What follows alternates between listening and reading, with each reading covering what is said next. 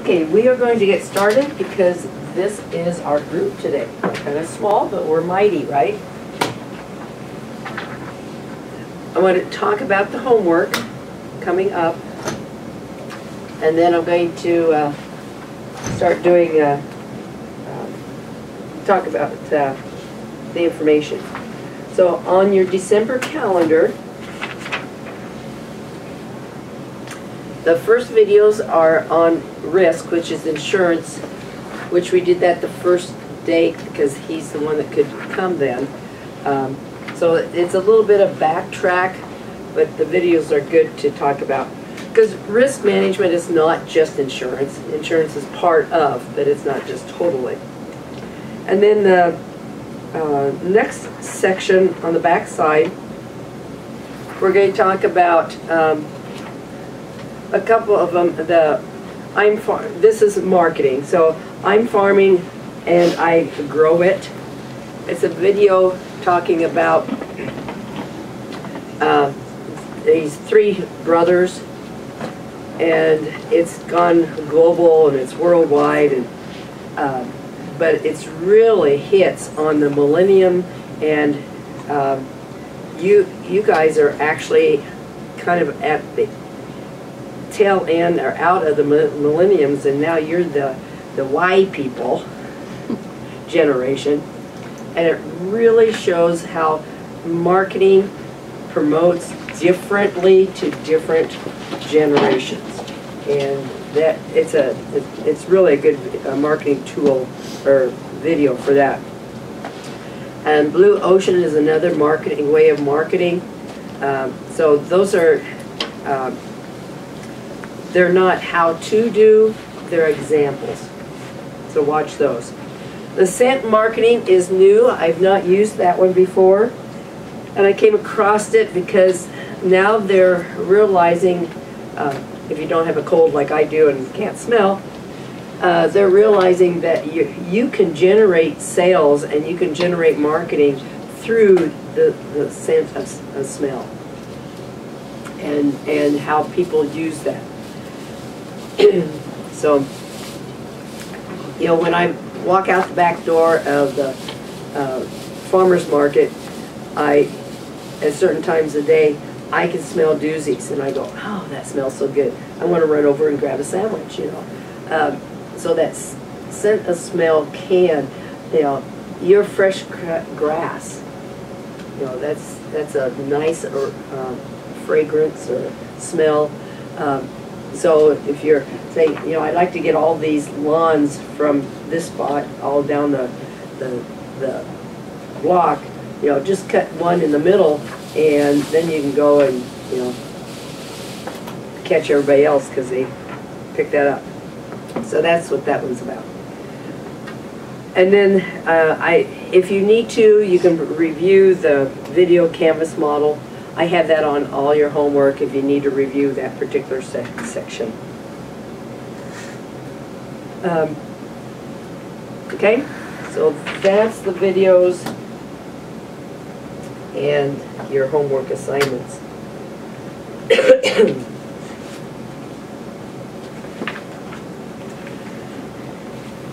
I want to spend a little bit of time today talking about naming your business and what works well and what doesn't.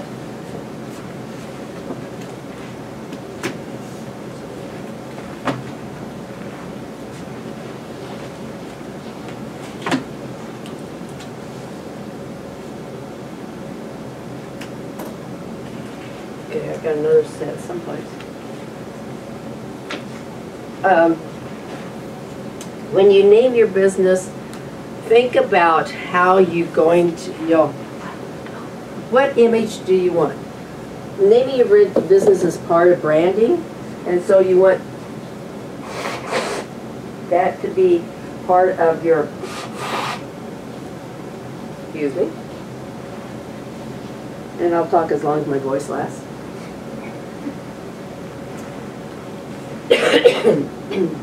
So naming your business is part of the branding process.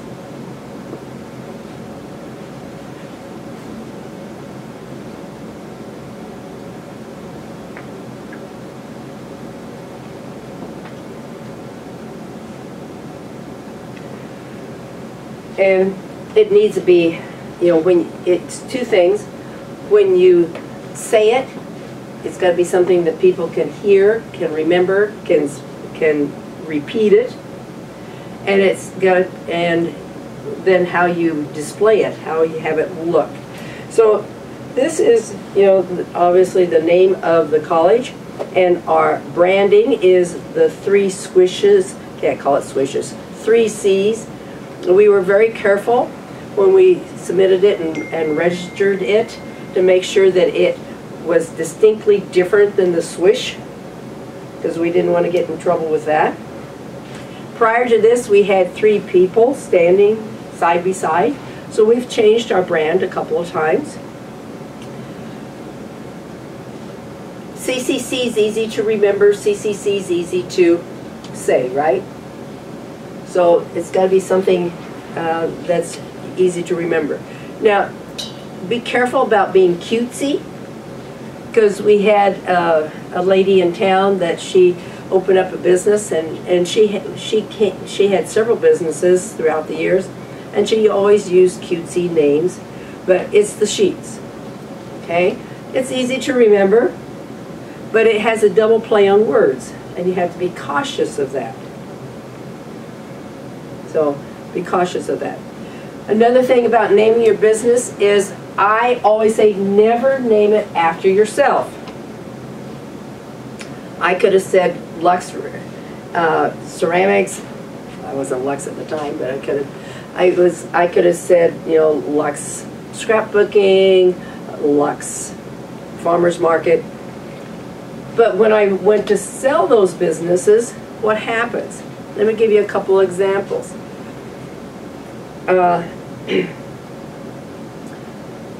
I knew a lady when, you know, I did wholesaling, right? And so I knew a lady that her name was called Betty Ceramics. Everybody called her Betty. She responded, you know, hi Betty, hi. And then her real name was Eunice. He said, well, why'd she call her business Betty then? She didn't, she bought it. And it was so well known, she didn't want to lose that. And it worked, you know, but it wasn't probably a good choice. Business in town, Galvin Computer Repair. When he came to me, he'd already named his business, and I said, that's not a good thing to do. Galvin was his last name. He sold his business, moved to Hastings, and the new owner says, well, I'm going to keep Galvin as the name, because, you know, he bought it, because it had a good reputation and had a good following for people to come and have their computers worked on. Well, that went on for about 18 months, and the gentleman closed the business. First he quit doing the business. People were upset. Guess who they called? They called Mr. Galvin in Hastings and said, you know, you're sitting on our computer, we want it back, we want it fixed, you're never there. And so he calls Doris and says, Doris, can you help me out? You know, business we sold it to, it's giving me a bad reputation.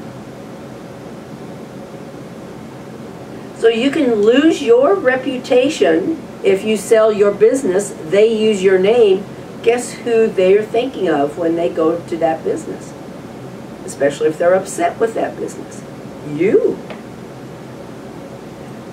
So, using your name, unless it's something that you know you won't sell or can't sell, you know, artists use their name because obviously they can't sell their art talent.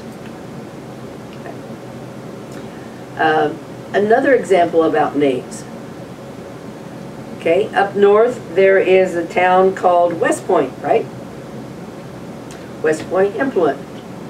Where's West Point Implement at? West Point. Columbus. You're both right. West Point Implement came and moved to Columbus. They have both locations. Now, does that make sense? You know, oh, go to West Point Implement. And I'm thinking, okay, I got to drive to West Point. No, it's just outside down here. Fremont Office Supply. Where's it at? Fremont and Columbus. So if you name after a community, be careful. You expand, what happens? Okay, got a name in mind? Okay. What is it? Fresh Turf Lawn Care. Like that. Fresh Turf Lawn Care. Have you checked to see if it's, you did that assignment? Yeah. Okay. How about you? Little Dreamer. Okay. The turf lawn care, I understand. You're doing something with grass. Little Dreamer, I'm not sure what you're doing. Do you have a tagline that goes with that?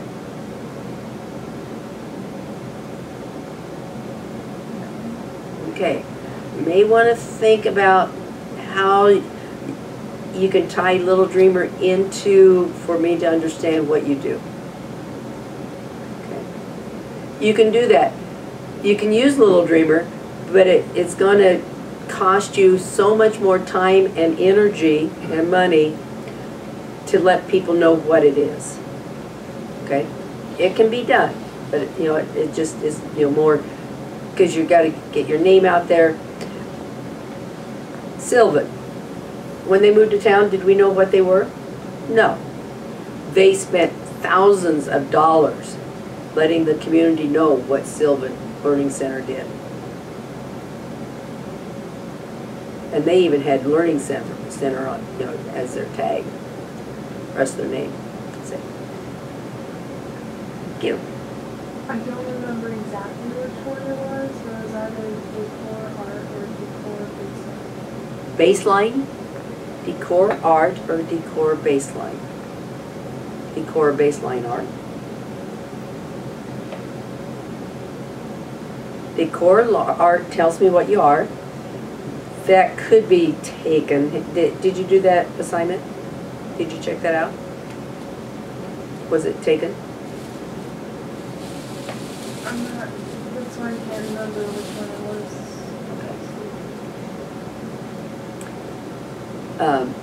That's one thing I want you to bounce off of your mentors later.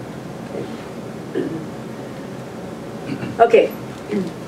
So we've kind of talked about most of these. Make it eye appealing, easy to hear, easy to say, easy to pronounce. When I work with Hispanics, they will say, do I put it in English? And I said, not necessarily, as long as it's a term that we kind of know, what's the Hispanic name for house?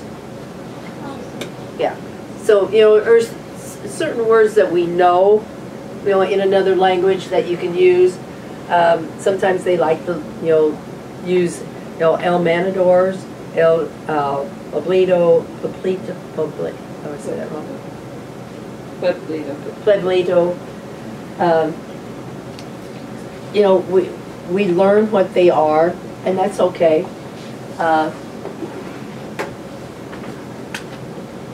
Don't make assumptions that people know just because you're using a fancy word or term that they know what it is.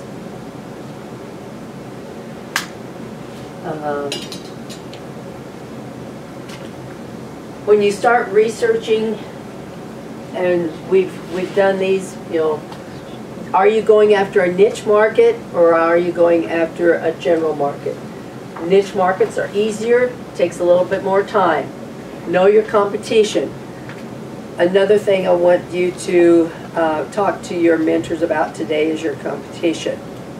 Let them help you know who your competition is. Location for you guys isn't a real issue, and we'll talk about pricing and costs later.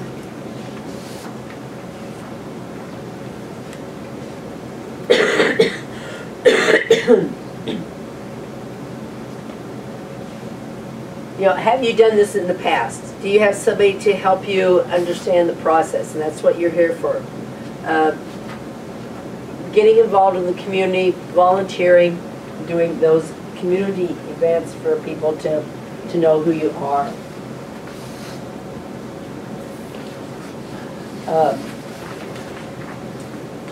Jared's not here, but he's doing a new invention. You know, so his is a little bit different. Are you selling materials or are you selling yourself? Services. And you're a service, you guys are materials. I'm a service. Oh, yeah, you are a service. You're right, I apologize. Yep.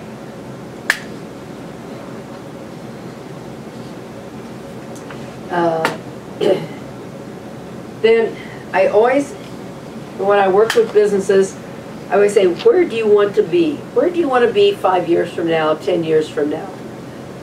That will help you determine about how much you want to get involved in your business and whether your business fits into that future. And where would you like your business? You know, you may not want to do lawn service after you get out of high school as a full-time business. You may or may not. But it still could always be, you know, a side business. You know, especially if you like, you know, getting out.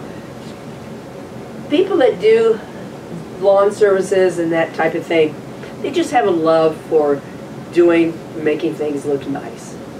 You know, the lawns and that. And it's a passion. And, you know, the more that I'm searching people to work with you, the more I'm finding out, I didn't know that. You know, I didn't know they did that. And they said, yeah, I do it because I love doing it. So.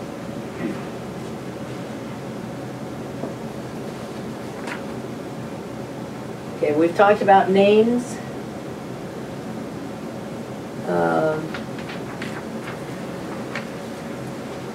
You know, I can't emphasize this. Be creative, but don't be too cutesy. Names should not be too long. Okay, keep it simple. Some people will call my business the Red Apple. Some people will just call what it is. You know, ceramics or scrapbooking or farmer's market, and that's fine. However they, you know, identify.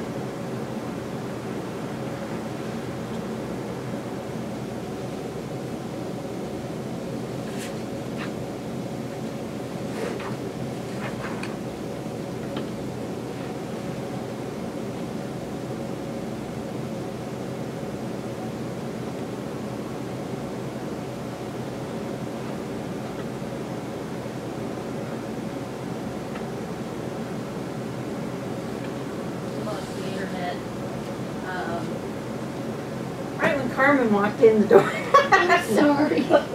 We haven't, and 799 is not active. I can't even get my mouse. Is it communicating to that via the web?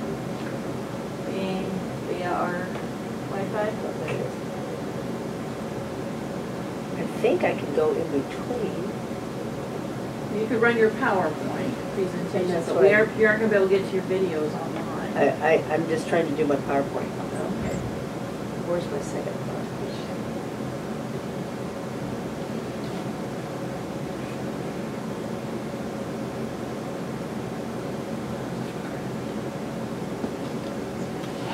I want to get to my thumb drive. Oh, computer. And then Browse. you browse.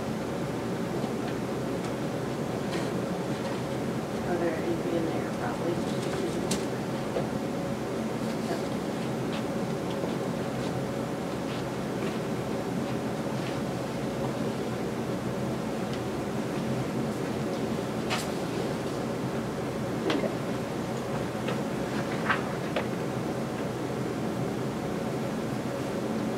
Okay, Heidi's going to be here in a little bit, but I wanted to give you some basic things. First of all, when we talk about marketing, it's a big component of your business. I'm not sure what I would say was more important. The legal, actually, it would be between the financing, the record keeping, and the marketing. Because if you don't let people know what you're doing and market, not just advertising, marketing is much broader than that. Susan? I have copies. Doris, is this? Oh, that's where they're at. I accidentally. Oh, you did. Okay. I don't feel like I'm losing it.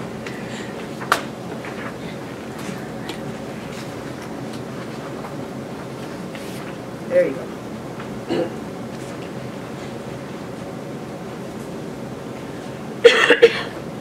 Marketing is everything from the beginning of conception to the selling of it to someone. All of that. And then after marketing is staying in contact and making sure that they're using it or they're happy with the services you did. So it's everything. It's not just advertising.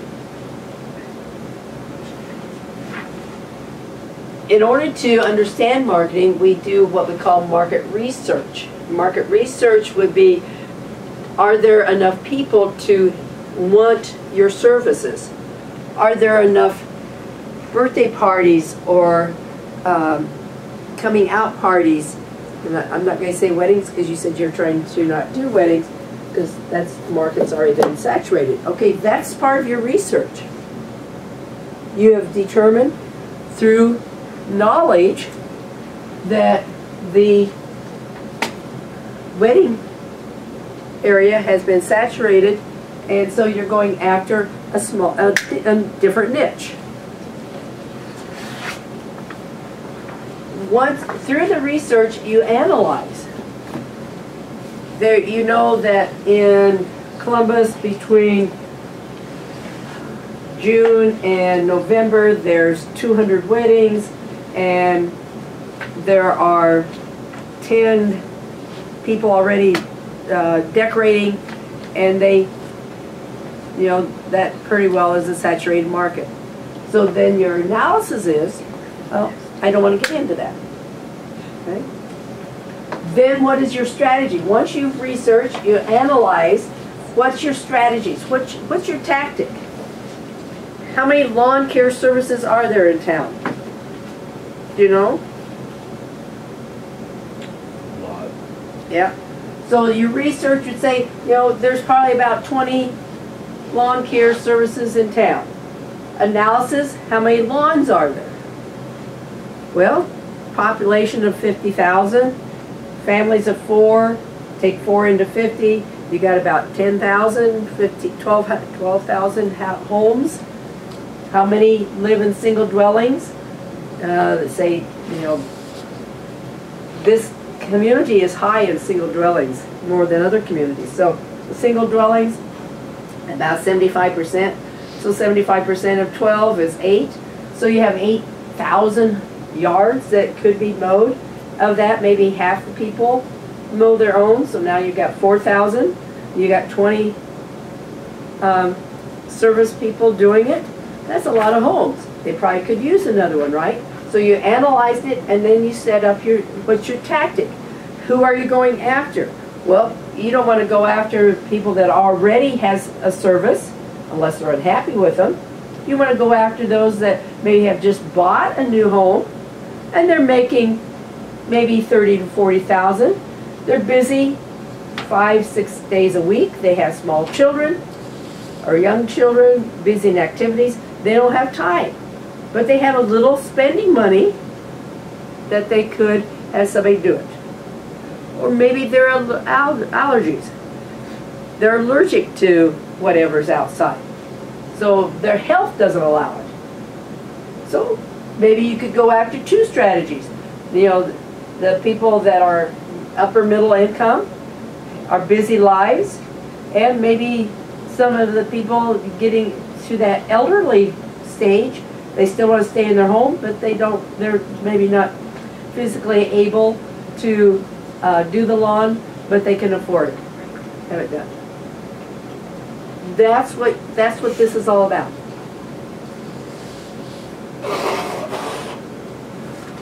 And then the last thing you have to memorize. Critical. And it won't be hard to memorize it because you're going to be doing it. The 4 P's in marketing. Some people say there's 5, but you know the School of Marketing says 4. Some people say 5. You got to know your product. You've got to know what you're going to charge. And that's all through this analyzing. I'm going to go back to the lawn care again. Your product is mowing lawns. This means product or service, okay? It's just a generic, okay? So you're going to mow lawns. You're going to look at your competition and say they charge for a normal lawn, takes 2 hours, they charge 50 bucks. So you go, okay, now I got to buy him a lawn mower. I got to, you know, have fuel for it, fuel for my pickup or trailer to take it to the dump, dispose of it, and you figure out all your costs.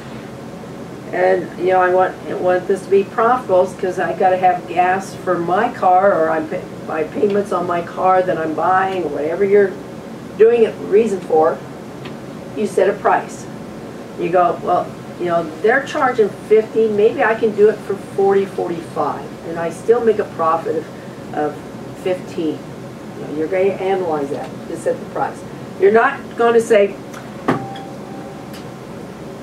I went to the craft show the other day, and they had these things that were very similar to what I want to do, and they're charging $25, so I'm going to charge 20.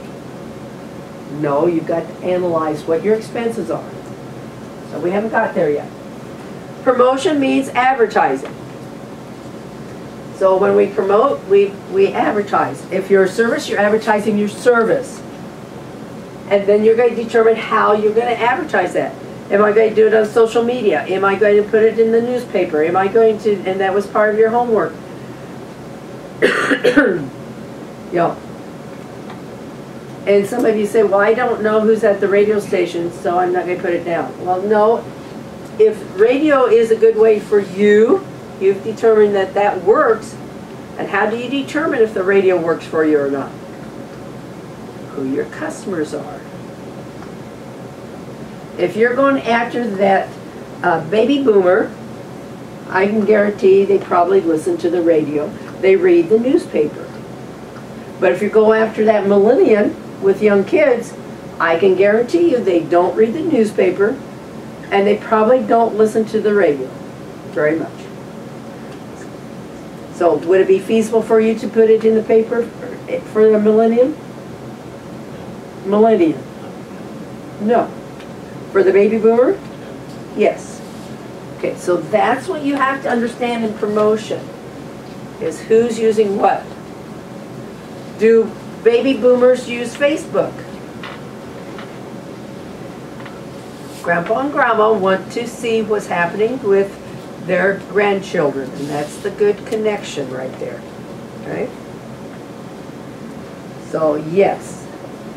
Do millennials use Facebook? Yes. Do Gen Ys use Facebook? That's you guys. No. What do you guys use for social media? Twitter, Instagram, Snapchat, maybe? Okay, so you have to understand who your market is and where they get their information. Okay, and then place. That's the location. Where are you going to be located? This, for most of you, isn't affecting you because your place is, you're going to do it out of your home, but you have to understand your distance. You know, how far do you want to go out? Do you just want to stay in a part of Columbus, entire Columbus, outside of Columbus? You know, those are things for you to decide. For you, Sydney, a place would be, you know, where do I sell my merchandise? Do I do craft shows? Do I put it in stores? What type of stores do I put it in? That would be your place. for you, Caleb, your place would be kind of how do I,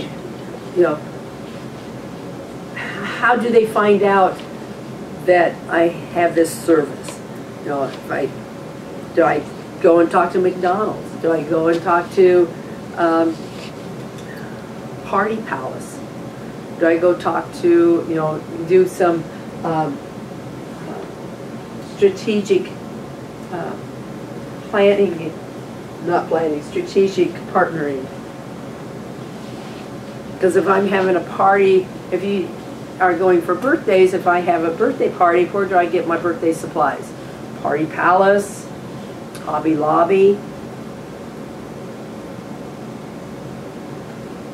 Could I set up and do a demo there? Could I set up and, actually set up a planning session with people in those locations? Because in those locations, you are going to use their product, right? And so it's a win for them.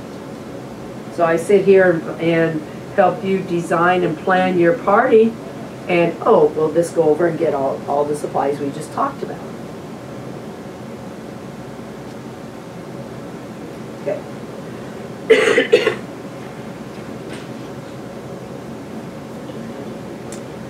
This is critical.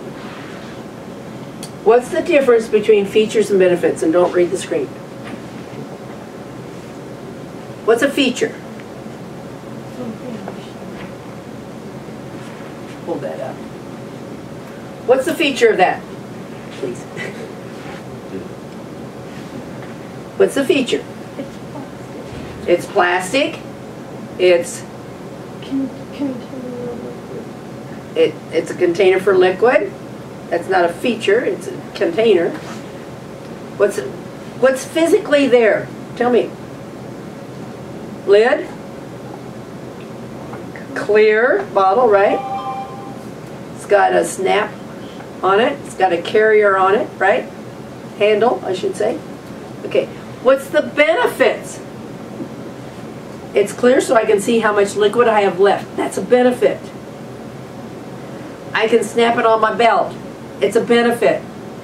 It's got a seal on it, won't leak. That's a benefit. What do we sell? If I sold this to you, do you want to know that it's clear plastic, or do you want to know that I can see through it? See through it. It's got a seal. Do you want to know that it's got a seal, or is it's got this funny thing that flips up and down?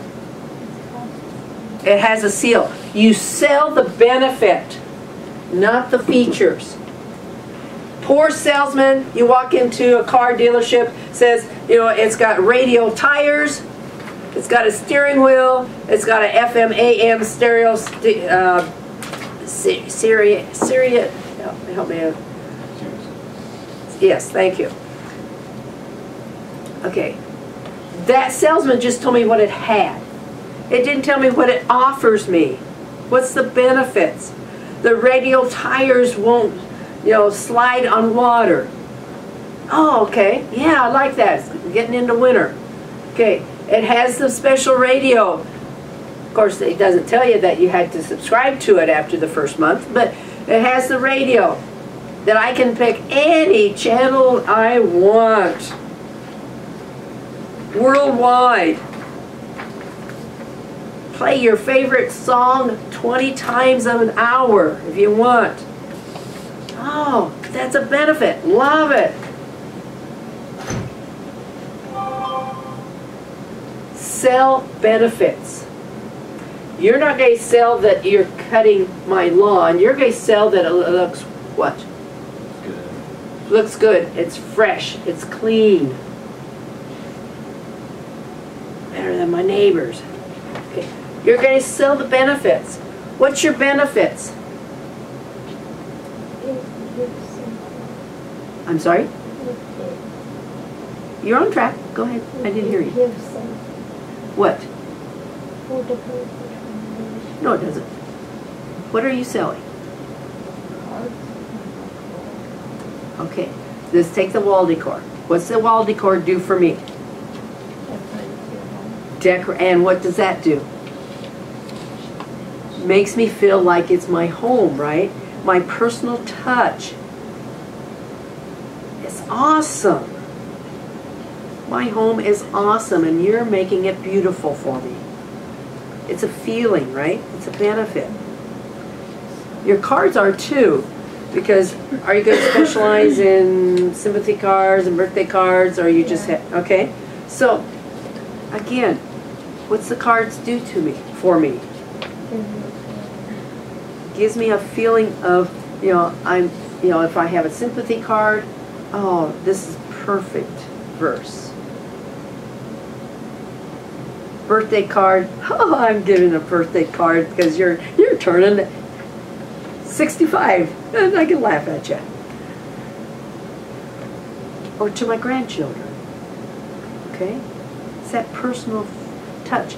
That card becomes me expressing my feelings to that person.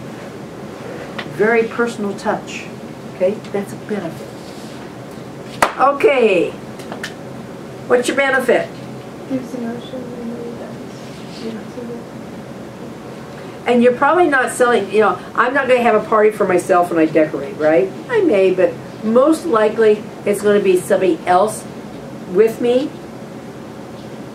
right? Yeah, it creates a bonding. I'm providing something for a friend, for a child, for a parent. And if it is for me, that's awesome. I'm doing this great party because I want to celebrate this great opportunity or great event. Those are benefits. Critical. You can talk features, you sell benefits.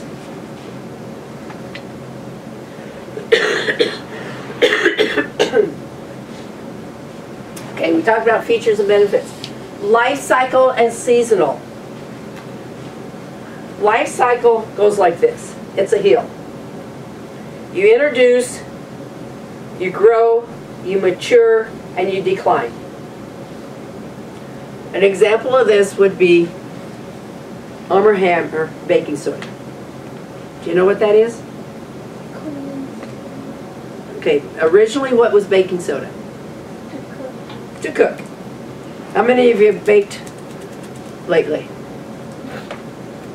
One. Anybody in the back row? Have you baked? Probably not a good time because we had Thanksgiving in there. But taking Thanksgiving out, how many times a week do you bake? We're saying, no, not really. It does. But typically, we don't do a lot of baking.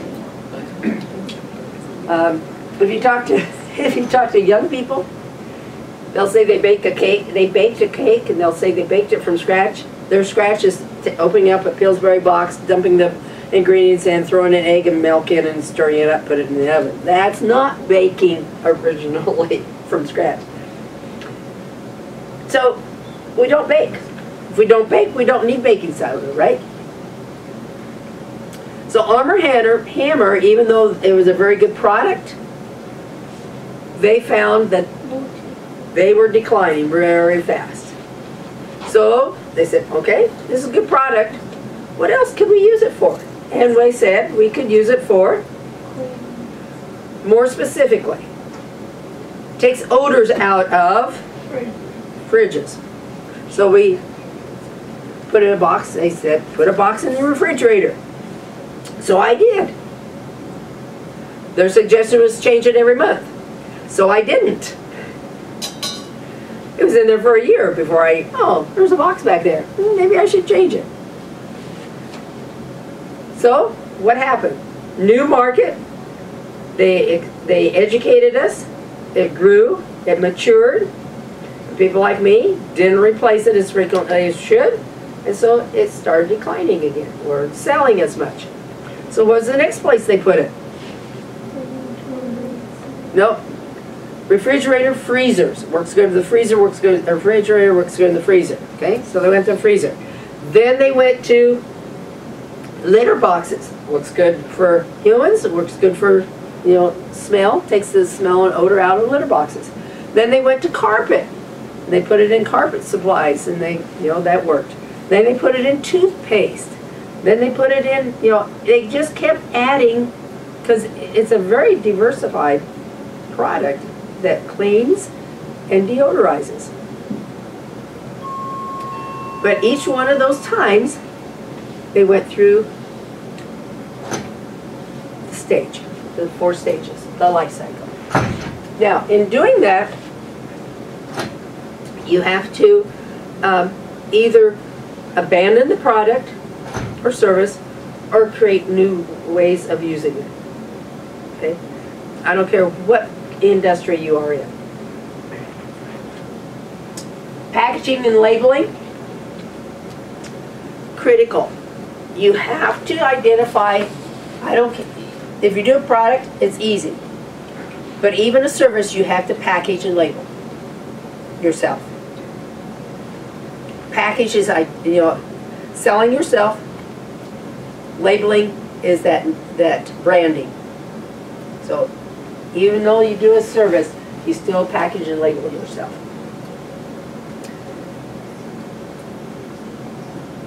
Don't get too broad in your first development, okay? Once you get the lawn service going, then you may expand into something else. Maybe, winter snow removal. You get into your decor, you expand into your cards. You get into your cards, you expand into something else. You get into your, doing parties. Maybe you'll expand into decorating for conferences. Go the big route, But be careful. You will need to do some mix.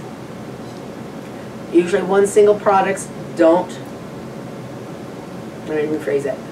Usually one single products over time, just like the baking soda, will decline if you don't mix it up.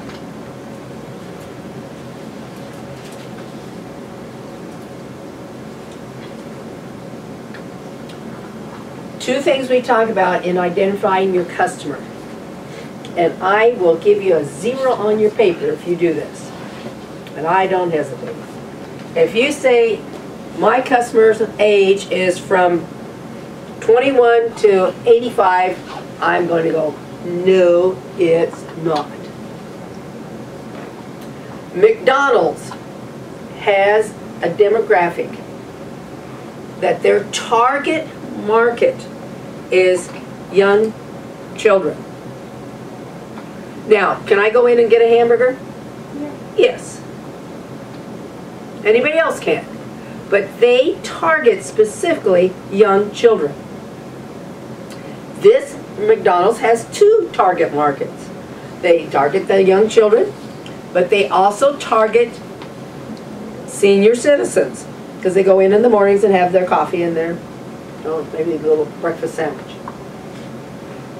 And then they sit in BS all day, half day. Okay? Age is not worldwide. You have to identify. Will it go beyond that? Yes. But what I'm talking about, if you envision a target that you shoot at, you want to hit the bullseye. And that is who I want you to identify in your demographics. Gender. All my businesses have been pretty well female gendered businesses. My ceramics. Did I have men doing ceramics? Yeah, I did. But mainly women. Scrapbooking. Mainly women. Mainly women that had children because they wanted to keep the history of their children's events. Or grandparents that keep history of their children's events. Did I have men? I had one man and I had one boy that was 12 years old. If a man walked into my scrapbook store, I followed him to see what he was up to. He was either up trying to steal from me or he was trying to find his wife.